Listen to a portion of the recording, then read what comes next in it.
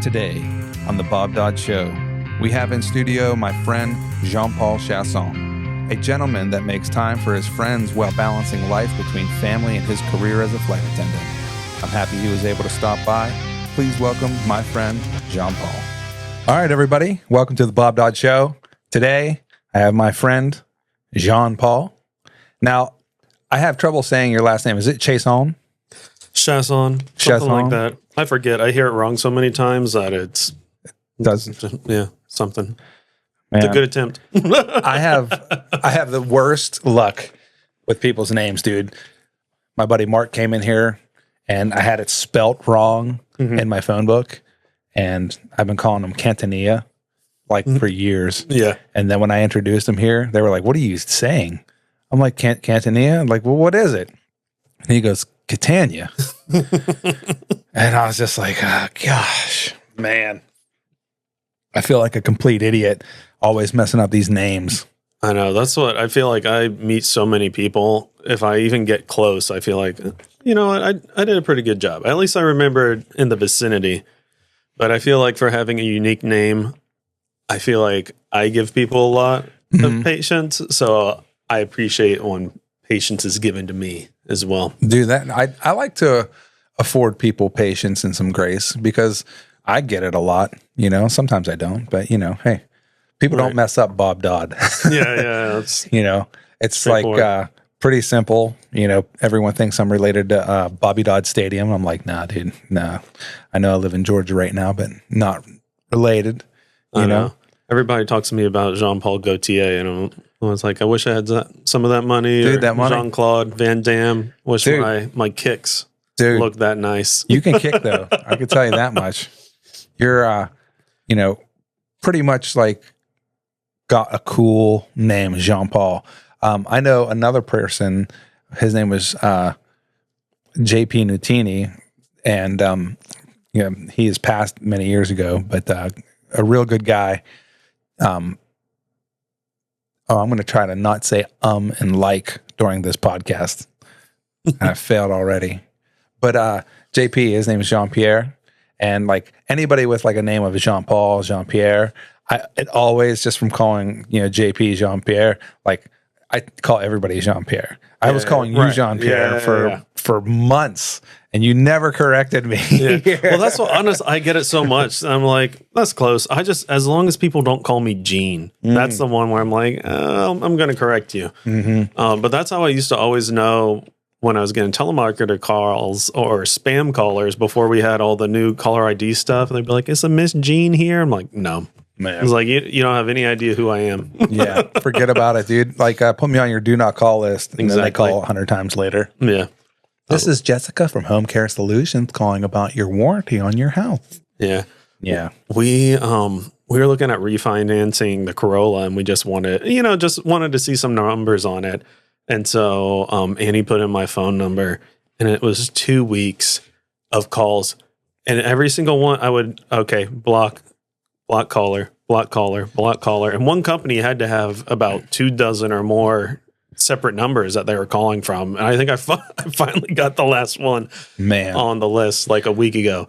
Ford dealerships out there. Actually, it's the Ford Motor Company. They sell your information, and I did not realize it, but they do. And when I bought an F-150 many years ago, and the calls that I were getting about warranties on the truck, right? I was like, this is too much. And then I called the Ford dealer, and we knew the sales rep there and the general manager there, and I said, hey, I'm getting calls about this extended service contract so many times. Do you guys sell my information? Do you guys sell my information? Right. He goes, no, we don't, but Ford Motor Company does. So we didn't do it. So not the dealership, but the whole, the actual company Ford. Yeah, because literally the day after I bought the truck, nobody knew I had the truck except for me, my wife, and I guess some family members. And then bam, that next day, hi, this is Richard calling about your Ford F-150. It's just how do you know I got this already? I know. It's like some of these targeted ads too, where, you just have a conversation about something. like probably later tonight, I'm going to get like podcast equipment. You know, like all these ads for Dude, like, Google's all this listening different for sure. like equipment and everything, just because we've been talking about it and saying its name. And it's like, sounds like you're interested in this. Oh my gosh. Yeah. Speaking of that, Google, listen, put me on vibrate. Cause I tell you, dude, like, when my information gets put out there, which it does all the time, I feel like every payroll company I worked for in the past like 2-3 years had been hacked. Right. Absolutely. Our homeowners insurance was hacked. So we, like Experian and all these like companies that are supposed to like look after your credit and everything. We have like 10 subscriptions free. Right. And Yeah. it's just like, dude, I'm going to get, I'm going to get hacked no matter what. Yeah. We've been lucky so far. Well, wasn't it a couple of years ago we were talking about, wasn't it the Georgia Bureau of Investigation? They got hacked. Yeah. And then so scammers were using what appeared to be official, government, numbers and everything to scam people. They were good. They were doing real. As a matter of fact, I do remember talking about that because a guy that I was working with was called, and the amount that they were asking for was like crazy. Like you're going to owe $50,000 for bond and all this other stuff. And finally, I was like, I have a friend who is an agent. Let me call them. So we called him, and they said, "Oh, dude, this is a scam." So It's just like they're getting numbers now that look like government numbers. Right. Man, I keep getting a Apple, your terabyte usage is up and expiring, and your credit card is bad. It's like, please put your new credit card in. The most recent one I've gotten is the tolls. You got all those toll messages where you have a unpaid toll. It's like, I haven't gone anywhere. It's like, I've not gone through a toll zone. I travel by jet plane. Yeah. Man. Yeah. Well, speaking of jet planes, dude, I'm so happy to have you on. And I just want to get this out of the way because it's an uncomfortable conversation. I know you're into uncomfortable conversations. But so I have Payne and Taven that were on here on the last podcast. And Payne had told me that he was flying to Japan and somebody on the plane poo-pooed themselves. And it was like kind of like a big ordeal. Now, when he was telling me this, I'm sorry, Taven went to Japan, and then Payne had said that he went to Hawaii and had a similar experience. And we were like, oh my gosh, there's two people in the same room that had that experience where someone poo-pooed on themselves. Yeah. What's the occurrence where something goofy like that happens or something bad happens like that? I mean, I feel like I doubt it's every flight, but I haven't had too many issues with that. At least not that were brought to my attention or I was involved in. Because I feel like most of the time when something like that happens, you kind of have an idea. Did you just do that? And people just want to bluff. No, man, I'm good. Because like also too, like in my YouTube feed, like in the shorts, that come through, it's like there's a guy saying, "Oh my gosh, whoever's farting on the plane, stop! It stinks," in his funny accent or whatever.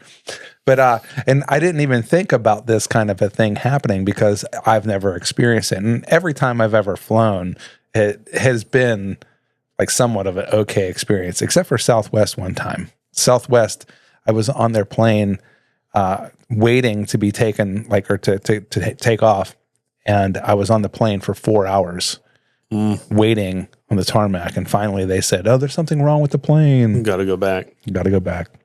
That was the worst. That I'm sure people experienced way worse than that, but man, that's about the there's legal limits now. They call it the passenger bill of rights, because of a lot of issues that were happening. I think especially in the New York airports, because infamous for long taxis, for all these different reasons, and so they had to start implementing federal laws. Like, okay, if it's been I think it's about 3 hours, and since you've pushed back, you have to give people an opportunity to get off because you can't hold people hostage on a plane.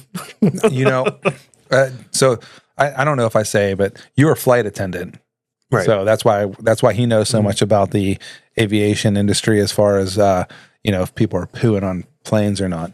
But when I was talking to another friend of mine, he's a pilot, and he said that, that normally happens quite often, more than it's supposed to. And that the main reason is because there's not enough pilots.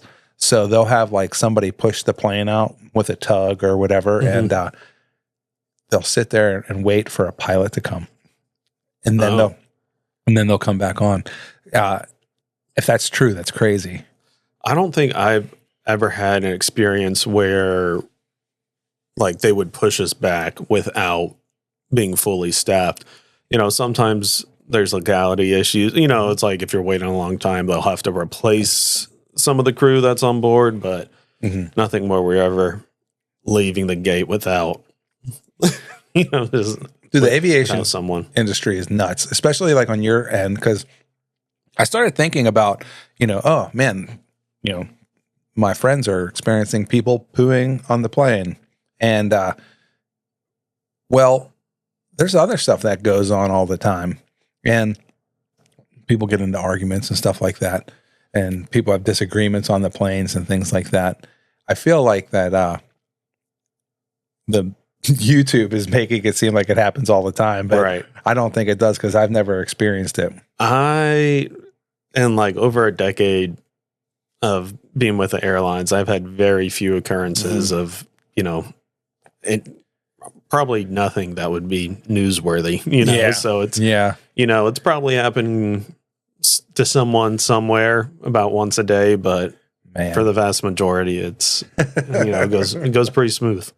Dude, I just sit there and think all the different things that go on with the aviation industry, and one of the things that I like a lot about going flying is the food. Sometimes you get to an airport and they have a decent again.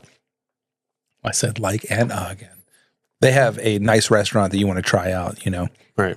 And that's like the funnest part to me about going to the restaurants. As we went to Seattle, Washington, and we had like 10 hours to wait for a flight because our plane broke. So we had 10 hours to wait inside the airport. And they were like, here is $120 for some meals. Go ahead and eat in the airport. They had so many good options at that location at the Seattle, Washington, that we didn't know where to go. So we just ended up going a couple different places and trying, this restaurant, a plate from this restaurant, a plate from that restaurant. Excuse me. That was the best way to go. I think that I will do that for now on. It's like try different restaurants. Yeah. I mean, it's almost like a mall food court, and a lot of these airports are almost like malls with planes. Yeah. It's crazy going in. It's like, man, what?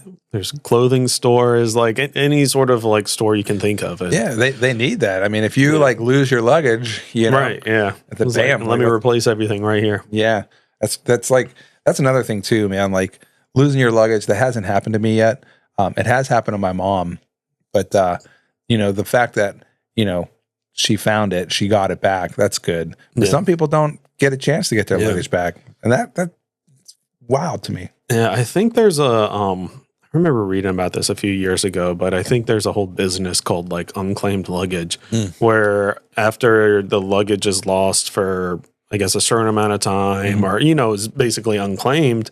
I think it's a warehouse. I forget where it is, but they just bulk purchase all this from airports. And so there's been a lot of cases of people finding like valuable instruments or, like, dude, that would be cool. Like violins and stuff like that. Like I don't know if it was a Stradivarius, but like something like that, where it's like that's awesome. One of a kind instrument and able to connect it and get it back to people. Because it's it's basically like the giant lost and found, where everything do you ends think up there.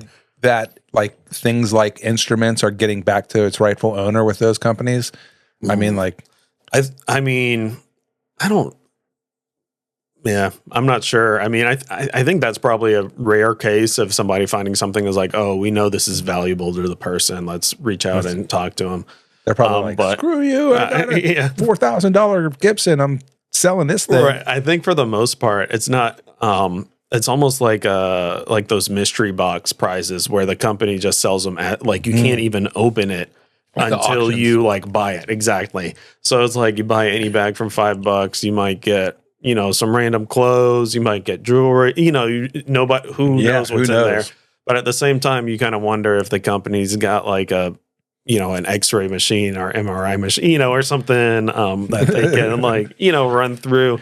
I saw something crazy. I think it was with Pokemon cards that I guess there's this whole operation where people are buying bulk Pokemon cards, and there's some sort of like radar technology where they are actually able to scan the packs and see if there was anything they could sell in there. Oh. Like like a rare collector's card or something like that. They could actually tell what was in the packs. Wow.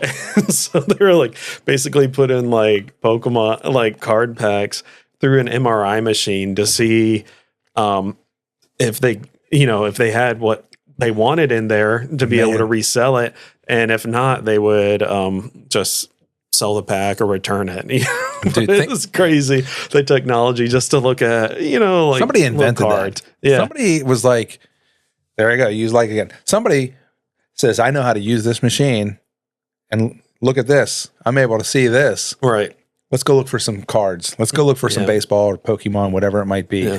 Someone thought about that. Yeah. That blows my mind. I think that's the craziest part is you hear of all these innovations that we make as humans. I'm like, man, I wonder what they were thinking.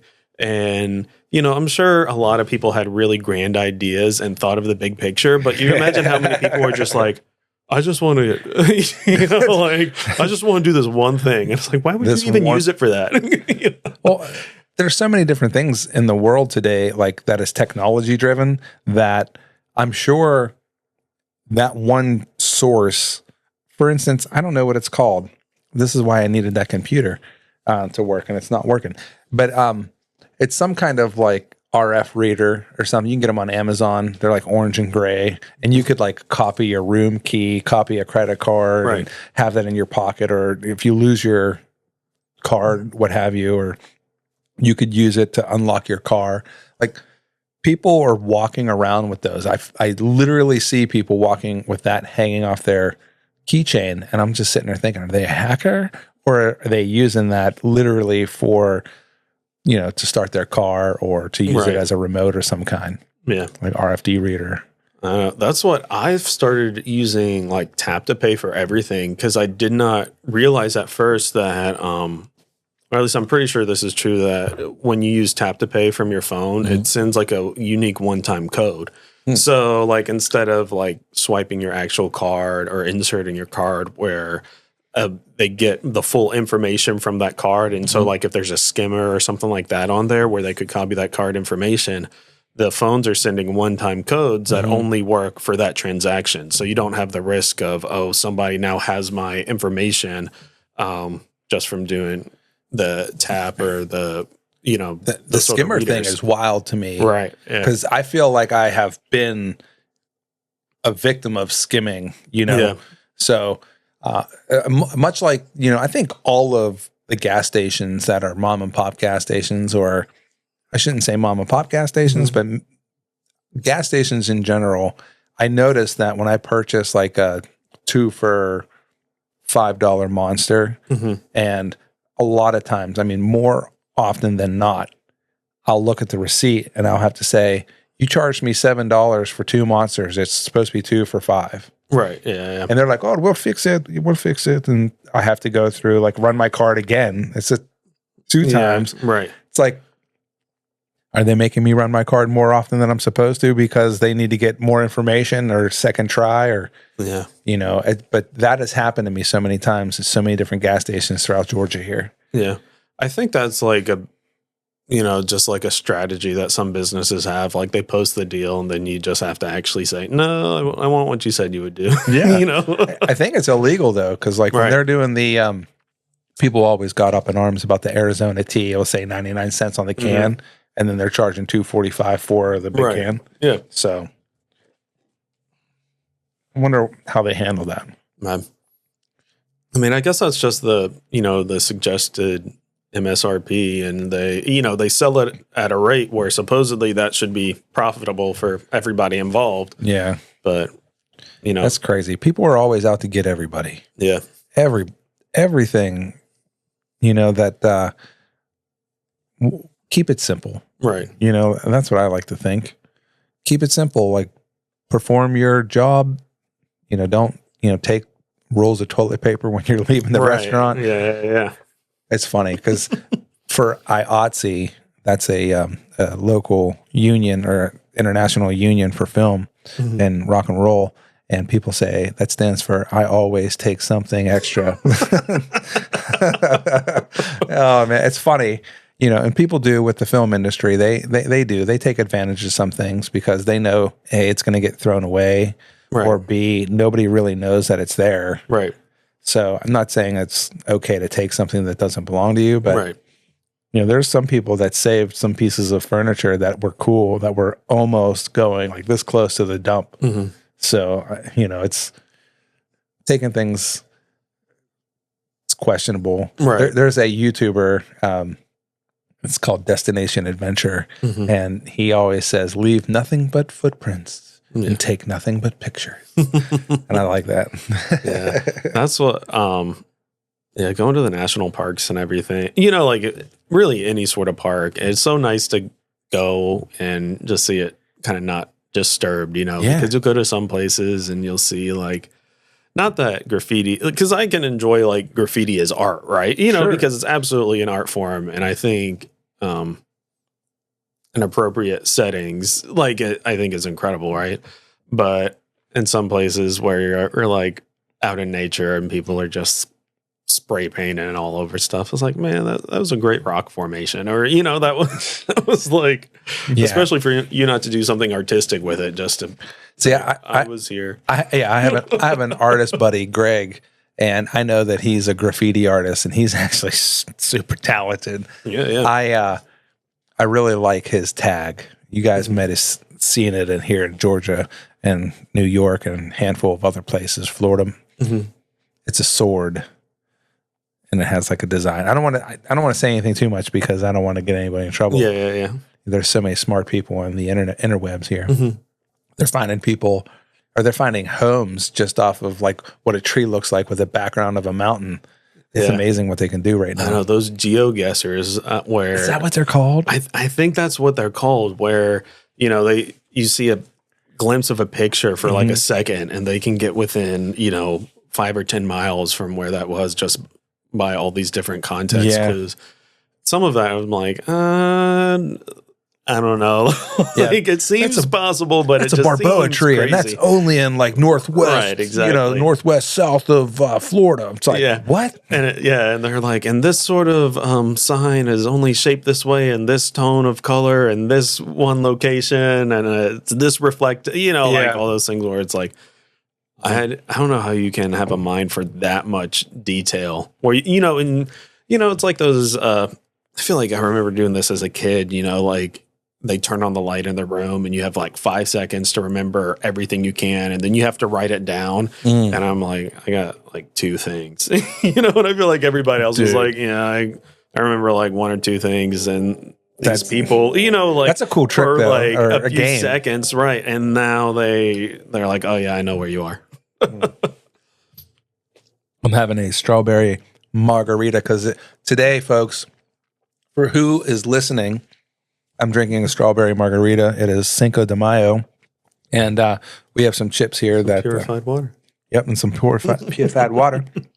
But we got some chips and some salsa. My wife is making some tacos, some barria tacos. I can't say it, but they're great. And we've got some Modelo here, so. We're hanging back, kicking back. I just want to say thanks for joining. Yeah, thanks. And, we're hanging out with Jean Paul, and we're going to be talking about a whole bunch of different things. And one of the things that I find very interesting with you is you and I both have kids at homeschool. And I wonder how that's going for you guys. Because for us, it's like we wouldn't have it any other way. Right. I mean, I think it's going really great. I feel like I was much more hesitant when we started because, I mean, I feel like everybody, for the most part, wants what's best for their kids. So you want to make sure they're not missing out on anything. And just seeing as they've grown and developed and, just been sticking with this, you see how I feel like they're thriving in life and enjoying themselves and learning. And I mean, my oldest 3 reading is like, the thing we have to pry them away from at night. It's like, you got to put the books down. So like, there's literally a thread here with homeschool people. Their kids like to read. Yeah, they really do. Yeah. Now, do you think homeschool folks just have a different connection where they tap into their kid and we just don't let them watch enough TV? Or is it that we've kind of made it a situation where, our wives are home and they're able to oversee everything that goes on with our kids? Other folks don't have that. Yeah. What do you think? Do you think it's just that, or do you think just what we're doing with the homeschool co-op is really engaging them more? I think part of it is I feel like people who tend to, think this way and raise their kids this way end up having a ton of books in the house. And that's like a big focus. So if you grow up where, you've only got a handful of books, how many times are you going to read those same few books as like a child? Like you want new things, you want to be exposed to, or, just have new adventures, and new stories. Yeah. And so, I mean, like when we're going to the library, we're getting like 30, 40 books at a time. Yeah. And the kids are like tearing through them, read them as quick as they can. That's one thing that I noticed about our like homeschool co-op. Like all the kids are reading, I think, above what people would say is the average. Yeah. I'm actually thinking about buying Ethan a book. It's called The Book of the Five Rings. And it's a hard thing to try to, like, do I buy the book now? Is he old enough? Like, because I personally don't read myself, but I know that old book is taught a lot of people some like really hardcore values. So I'm thinking that with him being such the avid reader and he reads very, very mature content. Yeah. When I say mature content, he's not like reading love novels. He's 10 years old, but he's reading he's reading stories that have complex structures, whether if it's a battle or whether if it's someone passing away or if someone gets hurt, So, and I noticed all the kids at the co-op are doing some form of kind of like advanced reading. Yeah. So that was definitely when we did, Jolie's done like some of the standardized testing. She's the only one who's had to do it so far. And Lucas is going to have to do it by the end of this year. But she really enjoyed it, specifically the reading section. I think just because it showed that she was that was definitely her highest performance, and it was definitely above, her grade level. And I think she was really encouraged by that. And like, oh, I'm so good at reading, like let her ride that wave, man. Yeah. Let her have that, because when you think about it, the kids, do we praise them enough? I mean, gosh, man, you guys are going to think I'm a bad guy, but I yell at my kids all the time. I'm like, stop jumping on the couch. Right, yeah, I mean, like every parent out there, you know what I'm talking about. Yeah. I'm not like chastising my kids by any means, but I started, just basically like trying to not care about the furniture, about the house. Yeah. I mean, we both got boys that, are very, very active. And Dylan is downright just like, he'll throw a drumstick across the room at his brother if he thinks his brother took a Lego.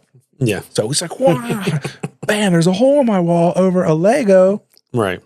That you forgot you had. Yeah. Like, man, it's crazy. Why'd you do that? I don't know. You get that answer too? Oh, yeah. Man. Yeah, I just find it, the homeschool thing, we're very excited that we have that. With my crazy schedule, it really helps with our schedule, because if we did have our kids in public school, the amount of times that we go to Pittsburgh to see our family, we'll have to pull them out of school, and they'll probably have a problem with that, and dude, your schedule's crazy. Yeah. I mean, it's just with your schedule and the kids with the homeschool schedule. I mean, do you think you get to see them a lot more? I think I get to see them definitely more than I would if they were in school, because I'm usually gone most of the weekends, even though I'm just doing, like 1-day trips. It's still, I'm usually leaving before they're up, getting back either as they're going to sleep or after they're going to sleep. So most of the time they'll end up doing a day of school on a weekend, and then they'll have an off day when I'm home. So we still get, a day to hang out and chill and stuff. Yeah. And so we still get that quality bonding time, try to at least. I wish that, with Ethan and I, our quality bonding time is spread across so many different avenues. For instance, we love motorcycles. We like drawing. We like watching YouTube videos of people building stuff like that. Yeah. What's your go-to thing when you actually have the time to do stuff? Because you guys are outdoorsy a little bit, right? A little outdoorsy. I feel like Annie has definitely tried to push us more that way, but I'm a big gamer too. So I love. You're a gamer? I'm absolutely. I didn't know this. Yeah. So mostly Nintendo stuff is my go-to, but that's what the kids love doing. We try to find either board games or video games. We do a lot of that recently. So Lucas's birthday was on Monday, or not Monday, on the 1st. And we got him Dungeons and Dragons, like a starter adventure set, because I bought all the books and I'd played a little bit, and they were really wanting to get into it. And so I was trying to, do some of this stuff just all by myself. I'm like, all right, let's get you a little adventure that I can basically go through this. And so they're all really excited for that. They really like games like that where they get to be creative, make stuff up. But it's a lot of that. We do a lot of card games, a lot of board games. Recently we've been doing a lot more like football and stuff, like throwing around balls and stuff, because I feel like that's one area that I've not been great in. Yeah. We'll go outside and it's like, oh, let's throw a ball. I'm like, oh man, I feel like I should have taught you that before now. Dude, we're going through this right now with D. D is playing baseball right now, and I personally am not an athlete at all. Right. Angela, she used to play basketball, but she also doesn't play baseball. With us trying to throw the ball to him and trying to teach him how to catch and trying to teach him how to throw, I feel like I'm dropping the ball big time. Right. And we have some coaches right now that are on his team that, it's hard to coach kids who just aren't ready to play the game. And I think all of our players, they all have a little bit of we're playing baseball. We're excited for it. But some kids bail out after the first inning. Some kids, they bail out after the second inning. And then you have your kids who, most likely are going to continue playing baseball, and they're still in it by the third inning before the game is over, Yeah.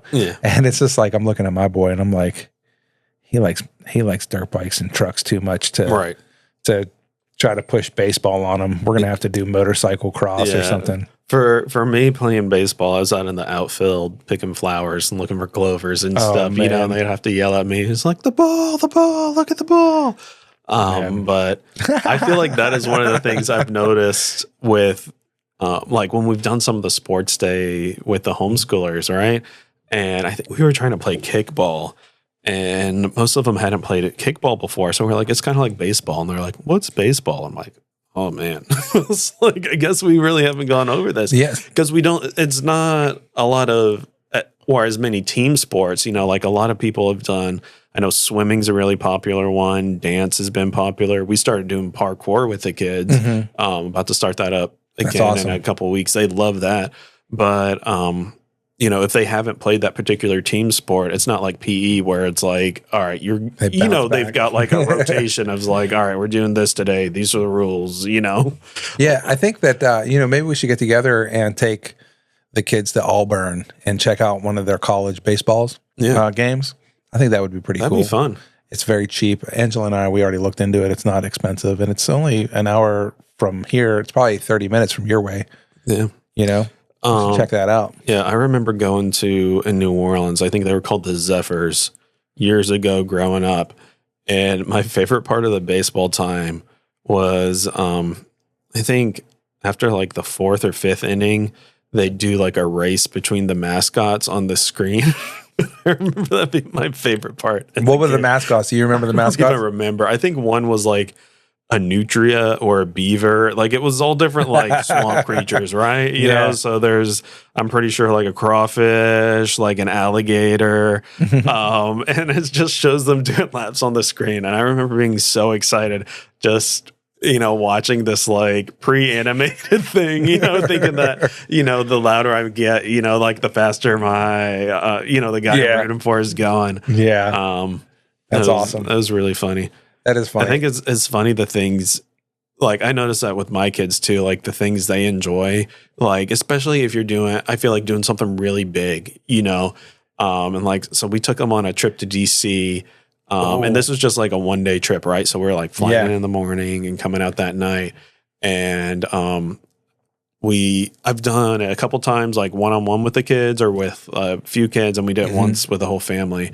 And their favorite part was either watching movies on the plane or getting to ride on a train. Wow. It wasn't the museums. It wasn't, like all the cool things we saw. They're like, we got to ride on a subway. That's awesome. Yeah. It's like, I'm going to bring you up to Atlanta next time. Kid things, and just ride on MARTA. You know, it's you got to watch out though. There might be somebody pooping on the train. Oh my. But it's really cool to see the things that they enjoy that I think as, you like kind of take for granted as an adult, or, they see the wonder in the world in like the really simple things. And it's like, I guess that is really cool. I took Ethan to the Fox Theater and I had to cover his eyes because some lady was taking a number 2 on the sidewalk and she was just bare from her belly button down. She wasn't even wearing pants, no underwear, no pants, just sitting there taking her time, yelling at people. And I'm just like, I can't believe I brought my kid here. He was, I think, 5 at the time, maybe going on 6. So he doesn't know what he didn't see, So I'm just sitting there thinking to myself, like, Angela always wants to take the boys down to Atlanta. And I'm like, every time I go to Atlanta, I see something that kids should not see. Whether if it's, a homeless person taking a doo-doo on the sidewalk or someone doing drugs. And I hate that it's like that, but it is like that. Yeah. The last few times we've gone down, thankfully we haven't had that experience, but we usually are just, hopping right in a museum or something like that. So we've gone to the botanical gardens a few times in Atlanta. That's been really nice. It's been a while since we've gone to the zoo. And then we've gone to the Children's Museum, which has had some cool exhibits, but we're usually just in and out. I can't stand the traffic.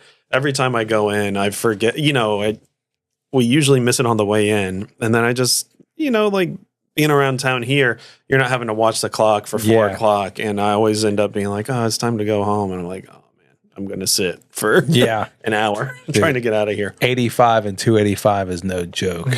I really like the meme that they have out. Somebody made it.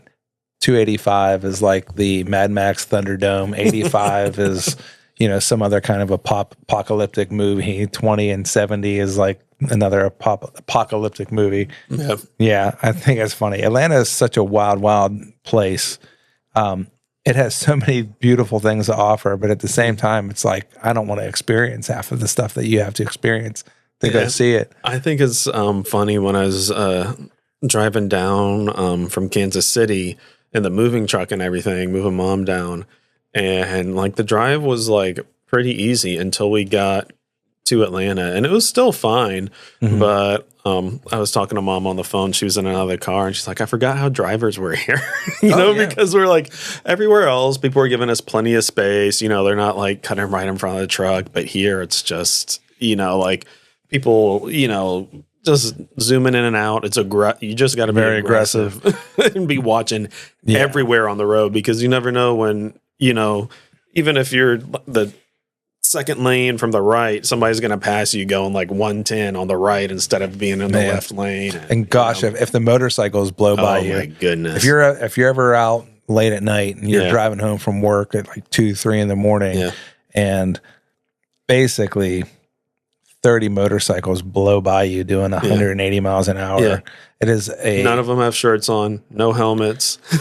Well, to be honest, I don't. I mean, when I see the motorcycle riders, the ones I see, they're normally doing like somewhere close to the speed limit. But the guys that are doing that loop, trying to do it as fast as they can, I couldn't even tell you what kind of motorcycle they're riding. Oh no, absolutely they're just here like, boom, like holy crap! But it's a lot louder than that, you know. Yeah, you already passed me, and I didn't even see you in my rear view. You know, like I use my mirrors all the time, you know, so I'm constantly Atlanta. You got to, and you know they're just past you in seconds. Yeah. What's your drive like to the airport? Is that okay? 40 minutes or so. Not terrible, you know. Yeah, not bad. Pretty consistent. I feel like it's just the airport is located far enough south of Atlanta that you really don't have to deal with the traffic most days. Yeah. Sometimes around the Peachtree City exit, right around like 4 or 5, it'll slow down. Especially if people are trying to be crazy, you know, like leapfrogging each other. Oh, that Peachtree, what is that? That's not, what do they call that? That's not Fairburn Road, is it? No. What's it? I think it's Peachtree City Fairburn from that direction. Yeah, that road is crazy. People will jump in front of you. Tractor trailers will jump in front of you to get off that exit. Yeah. That's where like a good truck stop, fuel stop is. That's like the nearest fuel stop for a lot of folks. Yeah.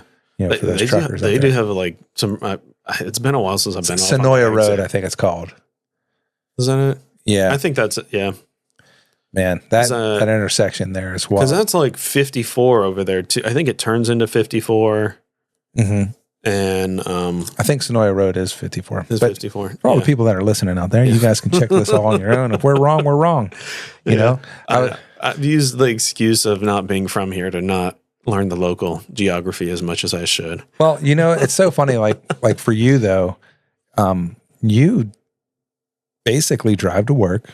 Yeah. And then you drive home, and then everything that you do is within a 15-minute radius, 20-minute radius of your house. Right. Yeah, absolutely. And that's the way I was. Yeah. If I didn't work in the film industry, I probably wouldn't be able to even guess at where some of these locations are, because people who are working, they don't travel up north. They don't go to Atlanta unless they're going there to see a show or play or whatever it is, baseball game. I feel like when it comes to directions, you know, I can find my way anywhere. Right, absolutely. You know, but there are times where their traffic is so messed up, and the exit you want to get off a lot of times is being worked on, so you can't do it. Yeah. And there's no notifications for that. Like, we're in a day and age, like that company could probably say something to Google Maps and throw it up there, and they don't. Yeah. I was driving a big truck, and I was working on a show, driving a truck, and the exit that I needed to get off of was just cone, and there's no way I was getting off. And the next route that I could go legally was another like 8-9 miles down the road. And it's just like, here I am saying like again, it's just, I got to call my guy that I'm driving for and let him know that I'm coming probably about 20 minutes later than he anticipated me to come. Right. Because they're going to be waiting on something, and they're going to be like, where'd you go? Exit's down. And, you know, and they don't believe you until they actually have to drive home, and then they see the exit down. Like, oh yeah, you were right. But yeah, man, Atlanta driving is crazy to me. I do prefer to stay away from Atlanta. Yeah. Because I do drive in it quite a bit. But, you know, it is what it is. Right, yeah. But the thing to do in Atlanta is the MARTA system, from what I hear. Yeah. You know, when you get to a certain area, you could park your car and then use the MARTA system. Yeah, come in. They have a good MARTA system. It might not be the funnest thing to take, but I hear it works well. Yeah, I'm honestly a big fan of public transportation like that. I haven't used MARTA in years, though, just because I'm not in the area. But like whenever I'm in DC, that's one of the reasons I like going to DC, because I've got like a really simple metro system. It's connected to at least one of the airports. It's nice there too. They keep it clean. It's nice. Yeah. I've used them there, Chicago, I think San Francisco. Like, and all my time traveling, I think I've used an Uber or Lyft not even 5 times. because I like walking or taking some sort of like shuttle or bus, some like public transportation. Well, I know the public transportation wasn't your favorite in Washington, D.C. What did you like the most in Washington, D.C.? Washington, D.C., I gotta love the museums. One, because most of them are free. Mm-hmm. Did you go to the Smithsonian? And yeah, so with the big one we saw was the History Museum, and what was it called? The National History Museum. It's one of the big Smithsonians. I think it's got like the elephant in the front. It's the one with all the fossils, and then they've got all the gems and everything. Yeah. I always liked like gems and cool stones and rocks and like all the crystals. So that was one of my favorite parts, was like just walking through and seeing all the different types of formations, and that you learn a little bit about how it forms. The Aerospace Museum is great. The Aerospace Museum was the my history favorite. of flying. I mean, that's great. There's the first time we went, they had it down because they were like doing all this remodeling and everything in there. And I think the last time we were down up there, they had half the museum open and half of it was still under construction. I'm a big sci-fi guy though, and I was really amused that they had like an X-wing, and they had like the Enterprise from Star Trek, so they had all these like these are the size of these ships, and this is kind of what they were inspired by, and just showing how our entertainment and our scientists let the kids dream. Right, exactly. Make that thing real. Yeah, absolutely. I mean, look what Elon's doing with his rockets. He's catching them now. Yeah, that's crazy that they can come back and land. And dude, that tower just gives it a nice big group hug. Yeah, I know. Glad you made it, kid. Yeah. Yeah, I mean, like the thing that I like about the Washington, D.C., I'm trying to remember because the last time I went was probably 13 years ago. Angela and I were just dating at the time. Was the Aerospace Museum, the outdoor market, like I think it was like on Neal Street or something like that. I forget where it was, but the outdoor market was really cool. Seeing the people selling what all the stuff that they had to sell, eating the food that they had there. I remember it being good. And I think they have like a flower or a tree festival. It's like a pink, I forget. They have like some kind of festival. The cherry blossoms. The cherry blossoms. Yeah. That was really nice. We've seen that. So there is a lot of things. Now, one of my favorite stories about Washington, D.C., we went to go see a band called Nada Surf. And after the band, we were looking for a place to eat. It was kind of late. Not a lot of places looked inviting enough to like go and hang out. We come across this Ethiopian restaurant. We go inside. There's not many people there. And we were wondering like, hey, there's not a lot of people here. So it's good for us to get in and eat and then get going. But at the same time, is it going to be good? Right. My buddy was like, I can eat anything right now. Let's just go eat. So he's having a beer. We order some food. And the girl's telling us our life story. She's from Mesopotamia, and she really likes America. And the chef here makes really good food, so not worry. I'm like, all right, cool. She's like, you should meet the chef. This kid comes out. He had to have been 12, 13 years old. And we thought it was a joke. Or I thought it was a joke a little bit. And he was like, yeah, first time you guys are here? It's like, great. They gave us like the food that we ordered, and it was good. And it was probably, I don't want to say it was the best Ethiopian restaurant I ever ate at. I think it's the only one. Right. But it was so good. I have that memory stuck, implanted in my head that some little 12-year-old kid cooked our food. And it was awesome. Eating their naan. I think what do they call their bread? The Ethiopian. It's so delicious. I do not know the name of it, but I know what you're talking about. I've seen it because you eat most of the rest of their food with their bread, right? Yeah, you pick it up. So it's like So man, that sounds like the sort of food I'd like. Finger food is my thing. Like when you were flying, not so much a regimented flight. Yeah. Did you pick up some locations where you're like, I like going to Jimbo's because Annie always laughs at me because I feel like such a creature of habit, and I'm so boring on a lot of these layovers. I like pizza and I like Thai food.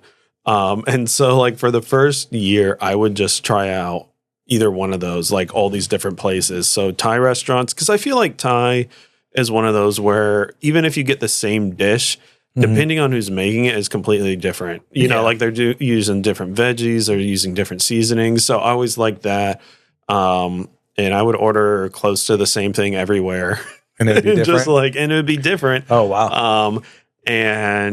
But are you a peanut Thai guy or a non-peanut Thai guy? I like the pad see ew, which is spicy. But well, it's not. It doesn't come spicy, but I like them to make it spicy because I used to be a drunken noodle guy.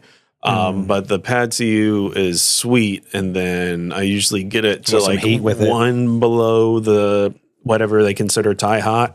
Because I try to respect them the first time around. Because I like my food spicy, but I don't want to go all the way the first time I'm there because I don't, you know, every restaurant does it a little different. Where some is like, okay, you trusted me when I told you, you know, how hot I wanted it. Yeah. And some other ones is like, I know, you know, like you see me, I was like, oh, he can't handle it. It's like, no, but give me a little bit, you know. Yeah, some people can't handle it and they think they can, you know, or I shouldn't say they think they can. They don't know what they're getting into. They're used to their hot. Right. Absolutely. Yeah. And I don't know. I feel like the like Thai peppers, like that's what I use to season things at home is like crushed, you know, like Thai pepper powder and everything. I just really like that sort of pepper and how the heat kind of builds. And it's kind of like it's steady.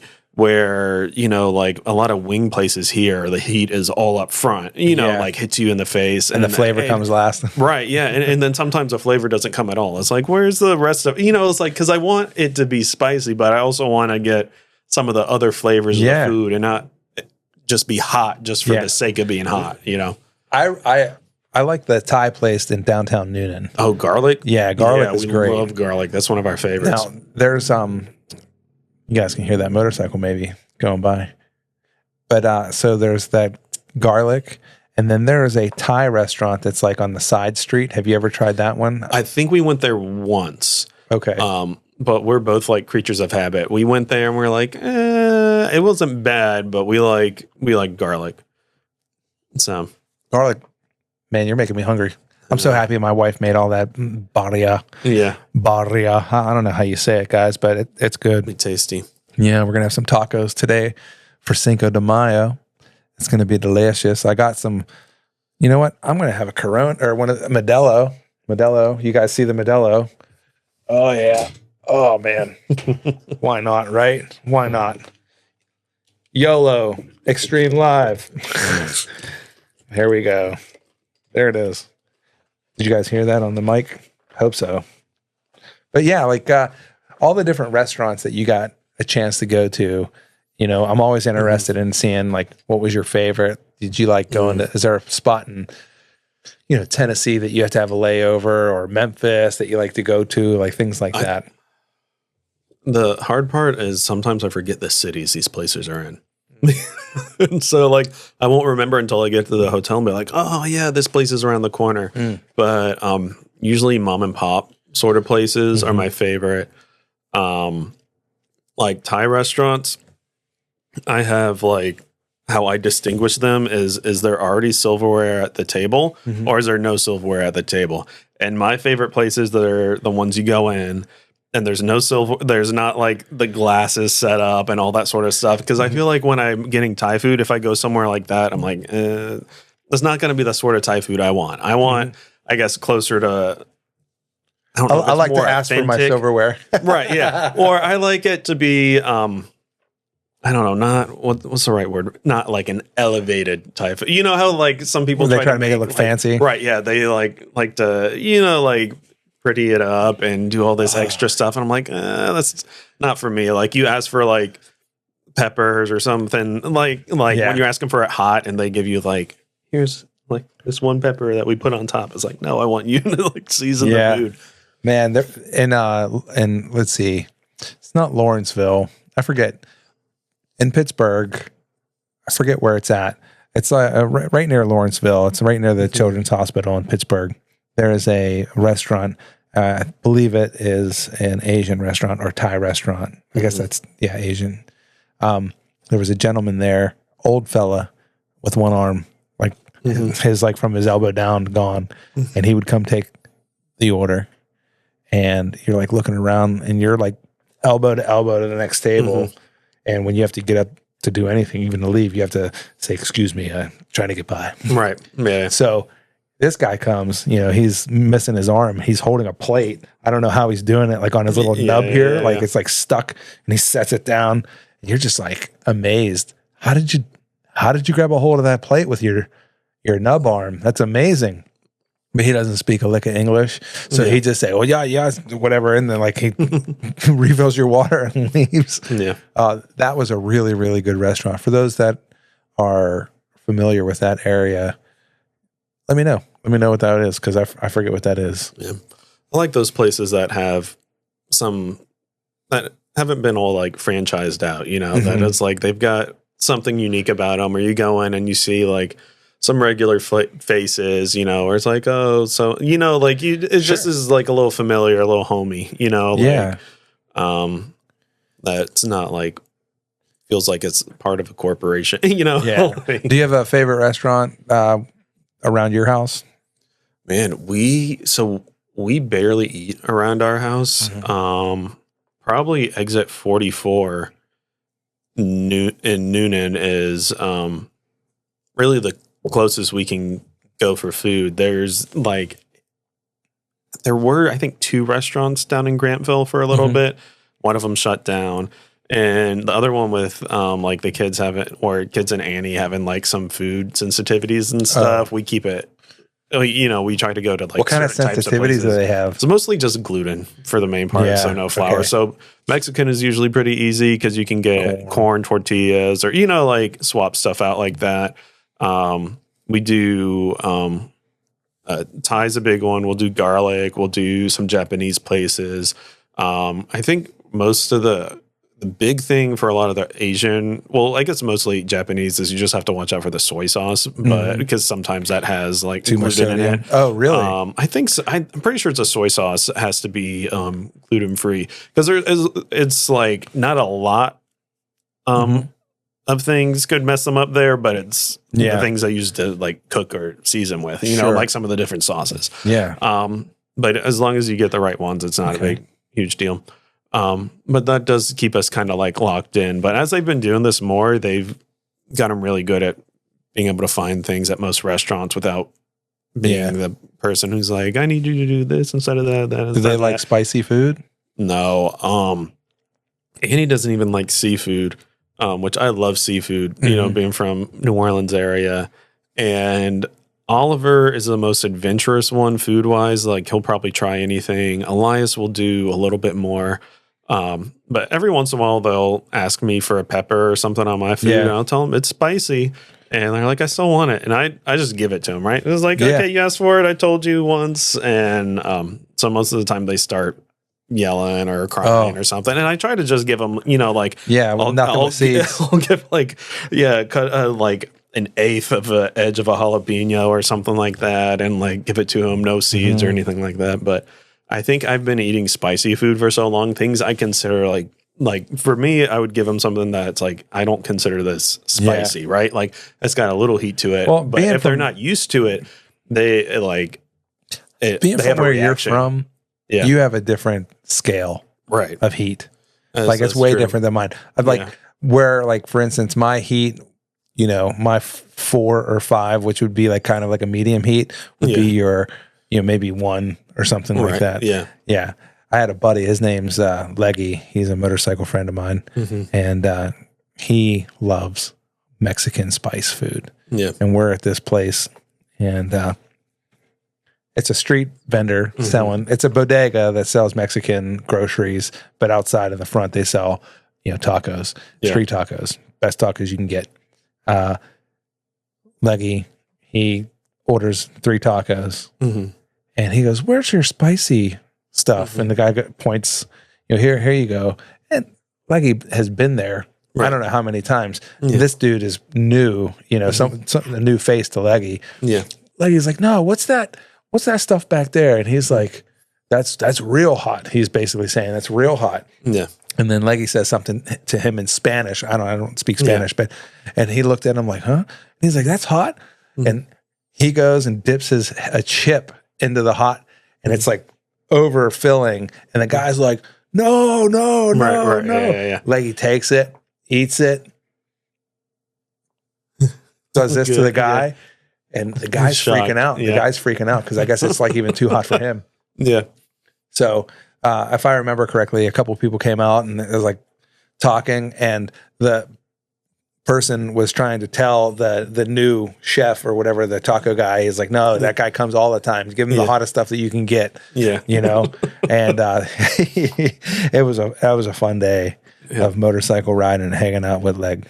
Yeah. I used to work at a Thai restaurant for a while. So I get it from the like establishment point of view, because we had people who come in and be like, I want it as hot as you can make it. And I was a server, right? And I'd be like, are you sure? Have you had, have you eaten Thai spicy before, or you've done hot wing? Like what are you used to? And they're like, I can handle it.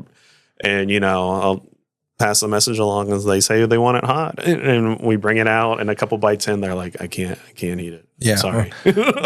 Do you say like, I'm sorry, but you're going to have to pay for that? Right. Yeah. I mean, it's like, I tried telling you. Yeah. It's like, we told you. But most of the time, they'd end up remaking it or something like that. Yeah. But I remember this one guy came in, and usually you can tell by the color of the like you can tell when it's been seasoned, right? Because it gets darker, browner. Exactly. It's got that like reddish brown, all the seasoning in it, and you can tell it's like, okay, you can tell it's spicy just from looking at it.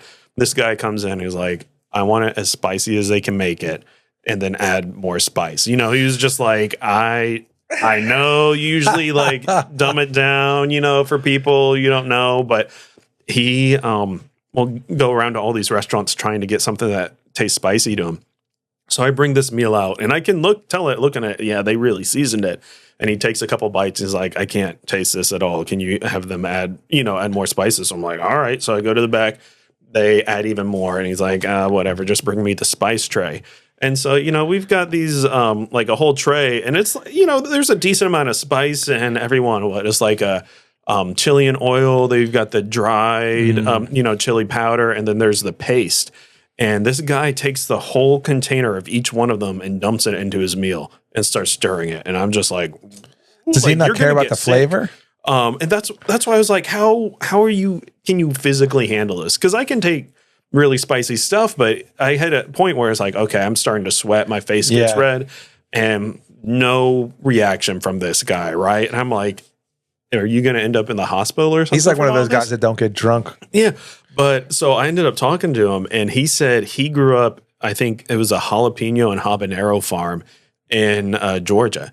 And so as a little child, I guess him and his family, they used to just walk around and they would pick the peppers straight from the plant. So probably the spiciest that peppers is ever going to be. Yeah. Pluck it and then just eat it whole as like 1-year-olds. And so he said him and his family, they all grew up doing that to the point where he basically nothing is spicy to him.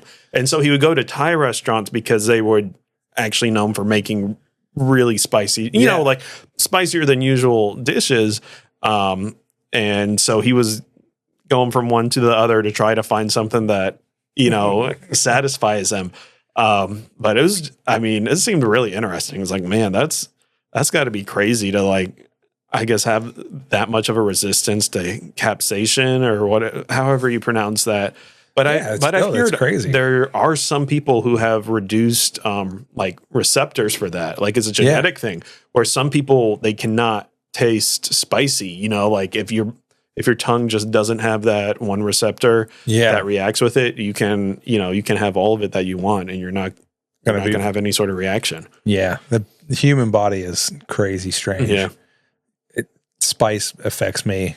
There was a point in time where I was able to eat some hot stuff, but never super hot. Yeah. Like I would say, let's see. I had something happen to me on a movie set, and we actually talked about this the last episode.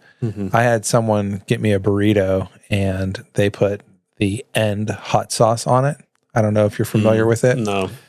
This should be a paid sponsor. If anybody out there is affiliated with the End, it's a hot sauce and it's real hot. Yeah. And they must have unloaded it on my egg and sausage burrito. Yeah. I ate half of my burrito, and as I was trying to operate this machine, and everything just like started to change, and normal voices started to talk like this, or started to sound like this. So it had that like muffled sound, and my knees started to burn, my elbows, my chest, everything just started to ache really, really bad. I still didn't get to the bottom of it if someone like pulled a prank on me or not. But after everything happens, you spend your time in the restroom and you're trying to recuperate for something like that. The craft service gentleman who was working there, he goes, "Oh, did you eat the burrito?" And I was like, someone pulled a joke on me. That's what it is. And I don't know if somebody did, but I was just like, yeah, I ate the burrito. And he's like, "Oh man, did you like it?" And it's just like, no, I did not like it. And he's like, and then he showed me the bottle. And that's when I found out that there was this stuff on set. And I was sitting there thinking to myself, like, Tyler, did you pull a joke on me? Yeah. Because I'm hurting so bad right now. But it such a long time, dude. I didn't feel right at all for the rest of the day. Matter of fact, a couple days go by and I wasn't right stomach wise. So ever since then, mild spices can set me back saying, "Oh, this is too much." Well, I mean, some of those things that it's not just the flavor; it can throw off your whole system. Yeah, if you have the certain amount, that's what so we're doing all this gardening, right? And was it Elias keeps on saying we were talking about spicy peppers, and we looked it up, and I think there's always like a new iteration of like the Carolina Reaper that seems to be coming out every few years. Somebody made it even spicier. And I think the most recent one was Pepper X or something like that, is what they're calling it. So he's like, we should get Pepper X. We should plant Pepper X. You like spicy? I was like, no, some jalapenos, maybe some habaneros. That's good enough. I'm like, I don't want to mess with the Carolina Reapers or anything like that. When you get to the point where it's like, okay, eating a couple of these or maybe even one or a bite can have health consequences. Not just, not just temporary pain and discomfort, but you can get really sick. Yeah. My buddy Heath, he has a night where bunch of people come over and they do that hot things or hot wings like TV show. Challenges. Yeah. Well, it's not even a challenge. They just hang out and they do the hot wings and stuff. Yeah. So it is a challenge, but I don't think it's a competition. Yeah. Heath let me know.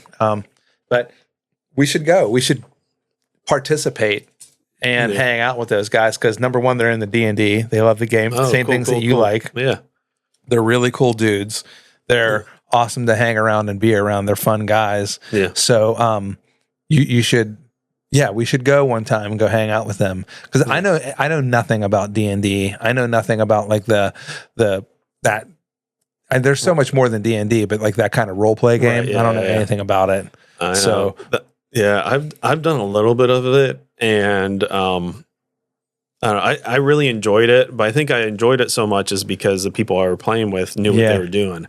Sure. And so now that I'm trying to get into it, but be the one who's kind of responsible for the like a whole game, the dungeon master, I hope the kids have fun. I think like Heath and Taven and all like Mike, Michael, like I think they're all dungeon masters. Okay, cool. Everyone's able to be a dungeon master because they all have their own games. Yeah. And dude, I know they have a ton of fun because every time they play it, you just hear about how much fun they have. Right. Yeah. I haven't had a chance really to go do that, but I think that the next time that they do have something going on, I'm going to try to go because Michael Lonedick has game nights every once in a while.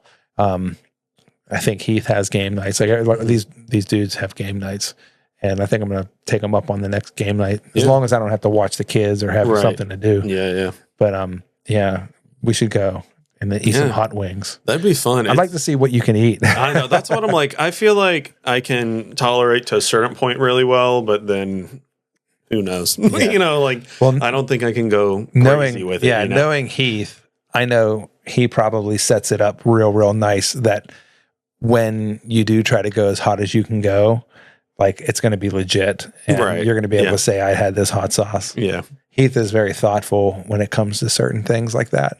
Yeah. So I know it's going to be a good hang and a good thing to do. I know. I'll see where I land on that. Was at the Scoville scale. Scoville was 1. Yeah. I know. It's funny because you'll see I mean, I guess there is a way they can scientifically measure it, but I think a lot of it is, it feels like they're just throwing big numbers on things, you know? And I guess, they measure it, but I feel like a lot of the charts I see, it was like, well, this, depending on if you get like a good pepper or not, it can be like all the way up here or all the way down here. And so how do you know, as a, person consuming it who's not testing it, was this a hot one of these or was this mild? Or, I have a buddy, his name's Jordan, and he does his own gardening. Yeah. And he was like, "You want me to make you a burrito?" Mm-hmm. And I was like, "Yeah, sure." So he makes his own burritos from his own garden. Yeah. And he brought it into work one day, and he told me, he was like, "Bob, this is going to be hot. Are you able to do hot?" And I was like, "I could try it. If I don't, the worst thing is if I can't eat it, maybe you'll eat the rest of it or something." Right. Yeah. I ended up eating the whole thing. It was extremely hot. Yeah. But whatever he was growing or however he was making it, dude, it's one of the best burritos I ever had. I bet. And it was all veggies too. Like there was no, I think it was like portobello mushroom and some other veggies. Literally one of the best burritos I ever had. Yeah. He makes a mean burrito. Him and his wife must eat real good because I know Jordan can cook. Yeah. I feel like whenever you can like source most of your, ingredients from like right outside, I feel like it's hard to make a bad meal with that. It's like at least going to be decent, but that's one of the things we're really excited for is, we're trying to do all these different herbs and seasonings and see if we can get, see what that adds to, some of these dishes. How big is your garden? So right now we've planted a lot of just like ornamental plants and stuff, like some trees, some bushes, flowers, stuff like that. But for actual like edible garden, we're starting off kind of small. I think it's 2 4 feet by 4 feet squares. And so we're doing like the square gardening method. So what is that? I guess 32 square feet total.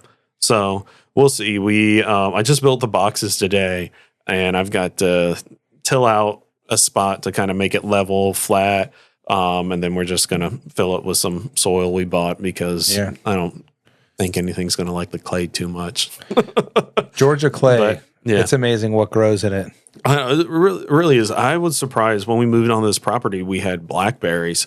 And I didn't realize blackberries are hard to kill because I'm like, oh, what do I do to make sure we keep on getting blackberries? And when I started looking it up, it was all on ways to like kill blackberries and how much of a pain it is to get rid of them. And I'm like, all right, I'm just going to leave them be. Yeah. Do you guys make wild blackberry pie and stuff? We have made a cobbler one year. The recent years, the kids have been like Lucas in particular will actually go and pick them. And he's kind of like, one for me, one for the basket, sort of picking, which is fine. I'm like, hey, if you go pick it, you do whatever you want with it. Yeah, I guess but that's it's true. like there's not usually enough. He's like, he'll come he'll come back with like 5 blackberries. Is this enough for a pie? I was like, no. So, and the last few years, I have not participated enough because I feel like I was cut up enough the first few years doing it, collecting them for everybody. Yeah. They're like, we want blackberries. Go get us blackberries. And I'm excited for this year though because where they're growing is in a much more accessible spot, and I see a lot of flowers. So we might make something because the first year we had a really large harvest, I guess. But I think I read that they only produce every other year, so it's like a biennial fruit, and I didn't realize that. So I'm like, I got to check all these spots that I didn't see anything.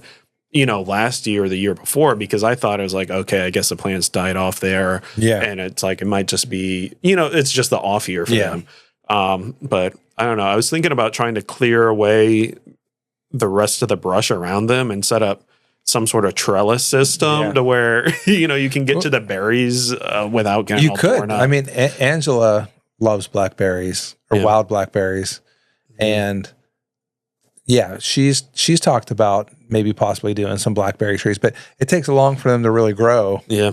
So if we stay here, we're in our house now for a few more years. It might be beneficial to us to try to do that. Yeah.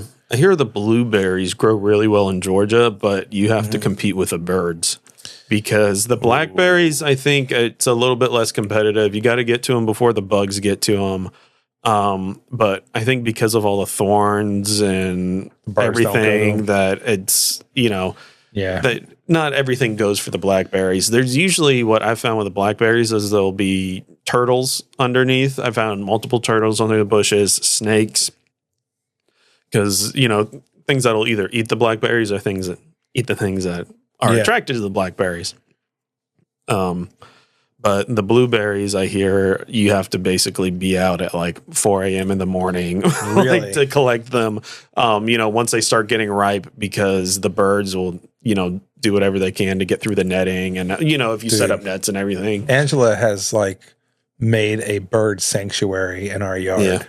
We have birds having birdie kids. Oh, absolutely. And we watched right from on our front stoop, that bird feeding and things like that. The mom regurgitating the worm, all the little birds poking up. We've got that on our back patio where they've made this nest, I think, 4 or 5 years in a row. Yeah. And they just keep on coming back. Yeah, I think it's the same group, or it's at least the same type of bird. But we found recently that if they open the back door and then close it, it makes all the baby birds stick their heads out. Because I don't know if they somehow think they're about to be fed or the vibrations, I think, while the bird is closed. So we just they'll be back there opening and closing the birds and, poking their heads out. And just you ever try feeding one of the little birds? No, I haven't. We've been, all the worms we've been catching recently, we've been finding in our digging, we've been starting to compost. So we're throwing them near some of those plants. It's please help these plants live. Man. So. People don't realize they need the worms. You can go buy worms and put them in your ground. I know. That's my brother, he was just saying he had this problem with aphids on, I think his sunflowers, and he ordered 3,000 ladybugs. And he said it was $12 for 3,000 ladybugs. I'm like, man, I just need to bulk buy, beneficial insects or worms. Yeah. I think worms probably have, especially with it being a bait thing as well for fishing, I bet they're probably a little bit pricier than insects. I wonder what insects would come to eat those insects. Dude, guess what? Yeah. We found twice now in our house redback spiders, and I don't know if you know what a redback spider is. Yeah, like the black widows, or well, no, that's on its bottom abdomen. Yeah, it is a bug that is not really native to Georgia. It's native to Australia. Okay, and it's a poisonous spider, and we found 2 of them. And Angela's like, I can't believe we found 2 poisonous spiders in our house. What are we going to do? What if we, roll on them while we're sleeping? Yeah. And that same night, right before we went to bed, she's like, Bob, come here right now. And then there's a scorpion in our bathroom. Oh, yeah, scorpion. It's I don't know, it's about as big as my thumb. Yeah. But I was just oh man, I'm going to have to catch this thing. And I don't know what they're good for. So I thought about killing it. I thought about letting it free. Yeah. I dealt with it, but got it out of the house. So do y'all have millipede season here? Yeah. Okay, yeah. So those things are crazy down where we are. I think they've slowed down the last couple years because I think right here with one. It was tangling in my chest hair. Man, I don't think the ones we get bite. Yeah. But, well, the millipedes we have claws on the tip of it. I had to pull it off me. Man, the ones we have are really tiny. And when I say there was thousands of them, they are all over. Some of them don't. A lot of them don't make it inside the house, but if they do make it inside the house, they dry up really quick. So they just make it a few feet in, and then they just curl up and die. So you have all these dead insects all around. And I don't know if it had something to do with the construction process, because I think they can also propagate in the house, if they're able to get in underneath the foundation. Yeah. And so the past few years, it's been a lot better. But when it was, we first moved in, we were just walking around with a broom and sweeping up, and we'd probably get a couple dozen, just walking around the house. And then we'd do it later and sweeping them up. Yeah. But those things are just everywhere. And I think that's why we get so many birds now. Now that the birds have moved back after the kind of the construction died down, so we have nests everywhere, and the birds are always in the yard. Yeah. Do y'all have one of those bird feeders that you attach to a window? Have you seen that? No, we don't have. I do know that, but we do not have that because I don't want the birds too close to the house. Yeah. So Angela has like a couple different bird feeders that are just like out in the yard. That reminds me of growing up. We had this one bird that would always run into the window of the room that I would sleep in, right? And it was always around the same time. It was just like, like every day. Dude. And so I had this big, are you a Transformers guy? You ever play with Transformers? I have. So I had gotten like Unicron, right? Which is like the like planet size this giant Transformer. And I decided I'm going to start putting them in the window. And that was my bird deterrent. So like I would start putting like scary, like, dude, that's awesome. like action figures and stuff on the windows. And then the birds would no longer wake me up at like 7 a.m. from running into the window. Dude. I'm just surprised they wouldn't because it was like the same bird day after day. I was like, I don't know how doesn't have a broken neck at this point. They have depth perception, right? So it's like, they have to know that, right? They just don't see it. They see a black hole, maybe. Yeah, and that's what I mean. It was like, I know there's like curtains and like blinds and so, like on the inside, so it's like it didn't look like it was a wide open. Like you see those commercials for the glass cleaners, like oh look how clear the glass is. Like no, there's stuff on the other side. I just was like I can make it. Man, that poor bird is like, oh, crap, I forgot. Yeah, not this again. Yeah, not this again. Boom. Yeah. Well, they want that food. Yeah. And they're going to fly down and do whatever they can to do it. I think our the ecosystem here for all the birds and snakes. I mean, dude, we have snakes, scorpions, spiders. We have black widows, brown recluse. We have like all these like scary things. And we don't know, like, should we hire an exterminator? Right. We used to have a bug deterrent company come and they would, do the, watch for termites, watch for all the kind of bugs, and it was just got so expensive. It's like we literally can't spend money on this anymore. So let's not do it. Yeah, everything was fine for about 4 or 5 months, right? And then, dude, like they're back. Yeah, because like you sit there and think, I don't even know if they did any work. What do they do? Yeah, they just walk around the house and whatever. But no, those guys were doing work and they were keeping the bugs at bay. Right. We did the same thing just probably about half a year ago. So we kept our termite protection, but we're like, we're going to stop doing everything else because it was like the millipedes, right? It's like we haven't had as many of those insects in the house. And around the same time, we were like, yeah, I guess they were. I mean, they were doing work and it was effective. Dude, the millipede that was crawling, I don't even know if it was a millipede. It was long. It was like this long. Yeah. And it had pincers on the head of it. Wow. And it had like the legs. Yeah, right. Yeah. And when I tried crushing it, I tried crushing it with a sandal. Because like for starters, it was 3:30, 4 in the morning when I felt something biting me. Yeah. And I pick it up and I slam it onto the floor. Right. And I'm like, what was that? I'm like, man, my chest hurts so bad right now. What was it? So I turned the light on and I'm trying to look at my chest in the mirror. And I'm like, where is it at? Where's it at? Where's it at? And I'm looking around. And then just when I'm like, all right, the bug's gone. I sit down on my bed and I lay down and I put my head on the pillow and I'm looking, I'm like, it's right there. It's like on the carpet, where you couldn't see it. Yeah. So I got it and I put it on the tile floor and I tried crushing it and I could not crush it. Right. Yeah. I could not crush it. So I actually, with my flip flop, so I had to get something like super duper hard and actually smash it. Yeah. Those things are crazy how like much pressure they can resist. If there's like any sort of give in what you're trying to smash them with, it's like, oh, I'm all right. Dude, that hard shell. Yeah. Man. What do they say? Cockroaches are going to outlive all of us. I think they have. There's like a lineage of cockroaches in New York that are go back like literally thousands of years. I'm serious. That's so funny to think of it that way. It's like, my great, my great cockroach. Right. Yeah. But yeah, there's like there's a particular breed in New York that I always get confused whether if it's American or German cockroach, which is the good cockroach. Because like here we call our cockroaches palmetto bugs. Okay. In Georgia, but they're just big cockroaches. That's all they are. They're not the little tiny cockroaches. Like New York has the little tiny cockroaches. I think those are the ones that are called I think that's the German variation of it. I'm not 100%, but well, I try to smash the crap out of them. But yeah, dude, like palmetto bugs. We were so disgusted when we first moved here.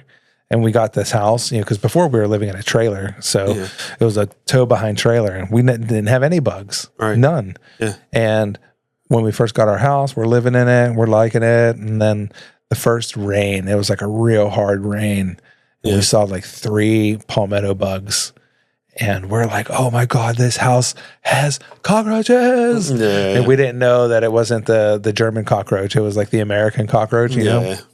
And, so we were like, we're buying the best, bug service you possibly can. We did have it for like 3 or 4 years. Then it got too expensive. Yeah. But man. Yeah. I remember like all the glue traps, surprising what would be caught in those. I remember one time I think when we moved into this house, it was the first one where we had a mouse, right? Oh, wow. And we found out where it was coming in from because, I think when it first started getting cold, Annie would be over by the stove cooking, and she's like, "Why do I feel a breeze at my feet?" Right, and so I guess the behind the siding where they put the hose spigot is like right behind where the oven is, and there's just like a gap in the foundation, like some of the concrete at the top was kind of broken off for somehow in the process. I'm like, okay, yeah. So I can just see right outside. So I like foamed it all up and everything. And thankfully that was we only had one mouse coming in at that time.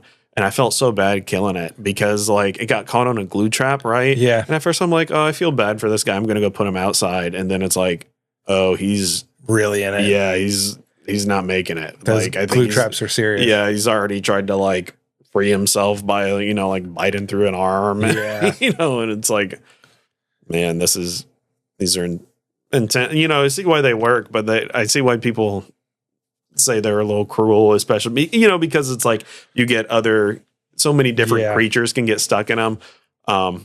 Because I love like the lizards and the skinks and snakes and everything because they keep down all the other. Is that what you said? Skinks? Skinks, yeah. So okay, I just learned that name. You just learned that name? We have 2 of them that live in our front porch. Okay, yeah. So it's like I was finding those starting to get stuck in the glue traps. It's like okay, so they're killing a lot of they kill without regard for what steps in it. You step in it and you're not. Yeah, you're not getting out. Like I stepped on one of those with my sandals and prying it off my sandal was like real hard. Right. Yeah. And then like you're like looking at the bottom of your sandal and like I can't even walk on my own floor now because this glue's stuck. Right. To it. Yeah. Yeah. Man, that's wild. What other bugs that Georgia's have that we shouldn't have? I don't know. But that's what it's so funny. You're talking about those spiders from Australia. I wonder like if there's a certain year where they predict we're going to basically have like one biome, or like one I don't know because like if you look at the origin of that redback spider, it is not native to here and it's not really here. So that redback spider is odd for it to be here. Yeah. So someone had to have brought it here off like some kind of box or something like that. It's going to be interesting, like the ecosystems, if they're going to change that much from, and you get different climates and weather patterns, which are going to play an effect. But I feel like certain species are starting to be like, that now that how international travel is, people get seeds or pets or whatever you want to do, like all the anacondas in the Everglades, and all those constrictors. And I think they've got some monkeys in South Georgia and in the Everglades now because people thought it was like, oh, I've got an exotic pet. And then they escape. And they find them, and then they just repopulate. That's a story right there. Can you imagine being that ape and then like you're like, I finally got free. Yeah. what do I do now? And then Right, you're living life, and you're kind of like eating whatever food you can find, hiding away from humans, and then all of a sudden you're like, right, yeah, I smell one of me. yeah. I smell a female one of me. Yeah. You know, or vice versa. I know. That's awesome. Yeah. It's just, I don't know. It's dude, crazy. Exotic animals. Yeah. There's more tigers in Texas than there is in the world. Or wait, that doesn't make sense. But like anywhere else, in captivity than there is wild in the world. And that's who was it? I think one of the who is it? Escobar had all those hippos. Have you read about that? Where they have like, I think it was at one time like a small amount of hippos. And the last time I think I read about it, it was about 50 hippos they had in the Amazon. And where it's like, what do we do with these hippos? Because they're thriving here. Are we going to They're kill dangerous all the hippos? too, right? Or they're what? They're dangerous too, right? Oh yeah, that's what they say. That hippos are one of the biggest killers in Africa. It's very violent. Yeah, they're extremely aggressive for being a herbivore. You think a herbivore, and you always see them in like cartoons and stuff. Oh, it's a friendly leaf eater. Dude, they're pissed off all the time. They've got these like giant, teeth. There's a bunch of videos that where the hippo, like people are in these like boats, right? Yeah, and they think, oh, that hippo is not going to come, and like you hear like whatever language they're speaking, you hear the boat driver like, no, this is dangerous, right? Yeah, and it's just like, how is it dangerous? He's like, we're in 4 feet of water right now, and that hippo can run 15 miles an hour, right? Yeah. Like this boat goes 20 miles an hour. Yeah. It's crazy thinking how fast they are for the way they look when they move in the water. It's like, man, they were hauling. They are graceful in that water, aren't they? Yeah, man. And they just like come up and they eat everything that's coming out of the water. Yeah, dude. Well, I have to say, man, I want to thank you very much for coming by. Yeah, thanks for having me. Yeah, there's no time limit on this podcast, but we're about an hour and 30 minutes in, and I think that like. With you coming here, and I know that you kind of had your like maybe preconceived notions of like what it could be or what it could possibly be. Hopefully you were comfortable, but I want you to come on more, and I want to hang out with you more because it's been a long time since we actually hung out. We were supposed to hang out with the campground thing, but that kind of fell through because of the weather. Yeah, but we need to hang out more. Yeah, have a good time being with you. Yeah, so really cool. You gotta teach me some of the tech side of this, dude. I'd love to. Well, you know what? Let's end the show here in the next 15, 20 minutes of tech talk, because I had 2 dudes on the last podcast, Taven and Payne. They're supposed to start their podcast in the near future, coming soon, Cool. And I wanted to talk tech with them. Right. But we're all grips. So we kept talking about movie work and grip work. Yeah. But, if you are interested for the podcast, for the video, we're using Osbot Tail Airs, and they're just tiny point, tilt, zoom cameras. Mm-hmm. They're working really, really well. They do 4K. You can control them with an app on your phone. We're using Great Video Maker lights. We really appreciate their lights. I mean, I think that for the price that they are delivering a huge bang for their buck. Anybody out there doing video podcasts and they want to light it for, not that exorbitant amount of rate of money, right. You can do a nice studio setup light, and lighting isn't my strong suit anymore. I try my best here, but with their equipment, I'm getting the results that I want, because I don't want to do like a moody lighting. However, some of the videos are turning out that way because right now I'm just using a YOLO Extreme, YOLO Box Extreme, and I'm noticing that the light on the Extreme is kind of like vibrant and bright. Right. And then when I get it onto YouTube, it's just like way darker. So I'm going to have to figure out how to work that and make that correct.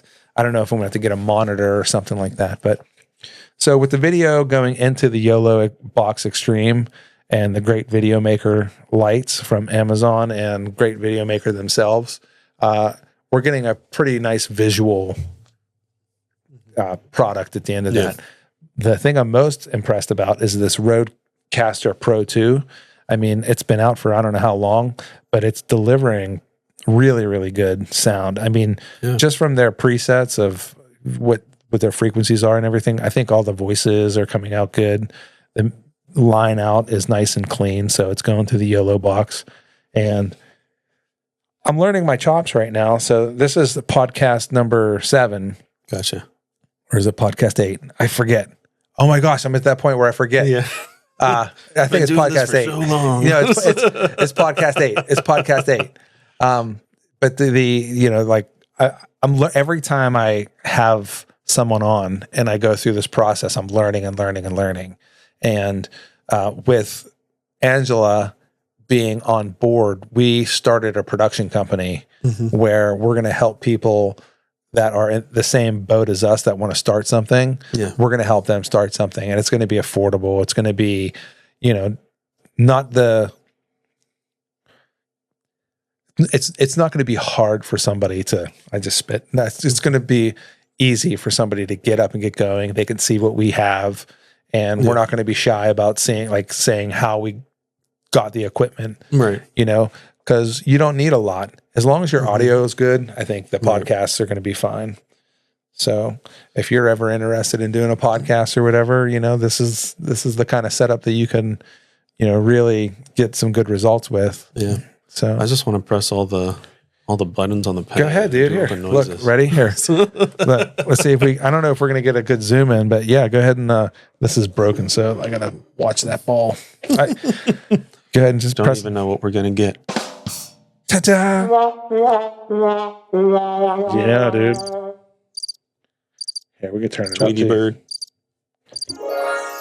The magical. So magical. Oh, no.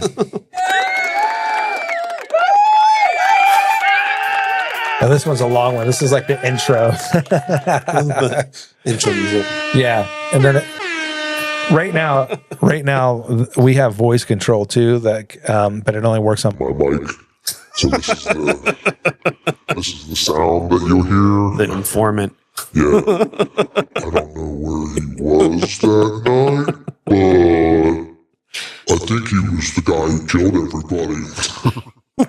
Yeah.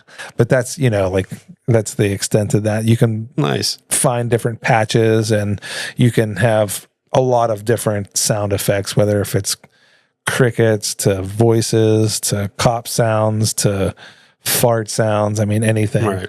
Rode makes a very nice product here, and I'm stoked. They have a Rodecaster video. I was interested in trying them. However, I needed more video inputs. Right now, we have 3 cameras right now, Osbot cameras. We're going to be, I think, a 6 or 7 camera show eventually. So we're starting small. I mean, these cameras are, I would say, way more affordable than getting into the Alpha series from Sony. If I could afford a Sony camera, I would. And I know that people are going to say, oh, you can get the A1 to the A7 for affordable rate. But once you buy the lens and the camera body and all the stuff, the accoutrements that go to it, I would have had to wait. None of these episodes would have came out by now. Right. Let alone, I don't know how I'm going to pay for all this stuff. So you guys better like and subscribe. Get me to 1,000 subscribers. And I'm learning stuff too. With the video, I'm posting these videos in 4K, and they're looking really, really nice on my computer. But by the time they're uploaded, they look like, some of them look a little blurry. Some of them look a little different. And Payne, he told me that you have to get 1,000 subscribers before they give you the bandwidth to 4K. Oh yeah, so it's like the compression or whatever. They won't even give people the option. Yeah. Right? So we're going to be waiting for 4K through YouTube, and we're going to be posting these. Hopefully by the end of the month, we're going to have these videos also on Spotify. Cool. So you'll be able to see it Spotify. You'll be able to see it on YouTube. I'm going to try to get a Rumble account where we could put stuff on Rumble. And Angela's going to be, not only is she the CFO and the CEO and basically the owner of Pinbox Productions. We're going to get us basically on Facebook, like all the places I don't know. I haven't been on Facebook in like 4 or 5 years. Right, so I'm not sure all the different places like X or Facebook. I don't know the ones that go to, but we're going to do that. So for the folks that are listening, like look us up, man. The Bob Dodd Show's on YouTube right now. It's going to be on Spotify soon. It's going to be on Rumble, hopefully, and a couple other, platforms. But eventually we're going to have a Facebook. We're going to have an X. We're going to have all that media stuff. All the stuff. Yeah, all the stuff. Gotta have the social media manager. Yeah, Angela is the social media manager and the owner. Because, like, literally, if it wasn't for her, none of this stuff would be happening. She's the support out of all this stuff. And, I have these crazy ideas, dude. And when she says, yeah, it's like, hang on, I'm going then. I'm like that bowl that got the rubber band tied around its nuts. And I'm like going crazy. And she's just holding on for 8 seconds, Yeah. But that's the gear, man. The yellow box, the yellow box, the Ozbot, the Great Movie Maker, and the Rode audio system. Nice. And it's funny, like we were like, we need a table. We need set dressing. We need all this stuff. What are we going to do? And we're looking at our bank account. That's like, we're not buying anything. Right. Yeah. So we got to do our best to like come together and like make it happen.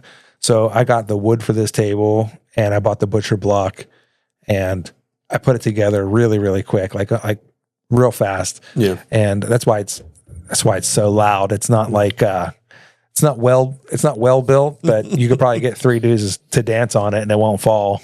Yeah, it seems pretty solid. But I have more hours trying to stain it than I do building it. And I realize that I'm just not good staining it. I don't know why, but it is the way it is now because the last stain job sucked and I just sanded it to where it was now. And then one of my buddies was like coming on and I had to take the table up and build because I had to build the table in here because it doesn't fit upstairs. Yeah. So I was like, oh man, well, if Randall's going to be here tomorrow, I need to get this studio ready. Right. And nothing was done. So like we did everything the night before Randall was supposed to show up. And we do that podcast and then I lose all of the footage. I have the audio, but I lost all of the footage. Hey dude, that was that was podcast number 2. Trying to use new systems. Yeah. I'm using this Yellow Box Ultra, which is kind of new to me. I'm not sure if it's the right thing for us, but it's doing the job. Yeah. We got the curtains. We're trying to get artwork, and if future guests out there, if you guys want to leave a mark or leave something, you leave me something cool, we'll leave it on the table. We'll put it on the wall or whatever, or put it on the back of the bookcase back here where all my movie stuff is. So, you'll be leaving a piece of you, nice. But well, dude, Jean Paul, thank you for coming in, man. It meant a lot to me for you to come out and hang out, and I want to hang out more, even if it isn't a podcast, if we just go do something family wise. D&D. Yep, D&D and Heath's. Yeah, Michael Lonedick, if you're listening to this, make sure Heath has another D&D day where we could all get together at his house because I know he has that badass table, that D&D table. I want to check it out. But all right, folks, thank you very much for stopping by. Remember to like and subscribe, comment, do all that fun stuff. Even if it's negative, go ahead and whatever. Interact. Yeah, interact, man. Interact. I think YouTube likes that. I think everybody likes that. I won't read any comments, so they'll be for people who listen and do other whatever. But I want to say thanks for stopping by and see you again next time, guys.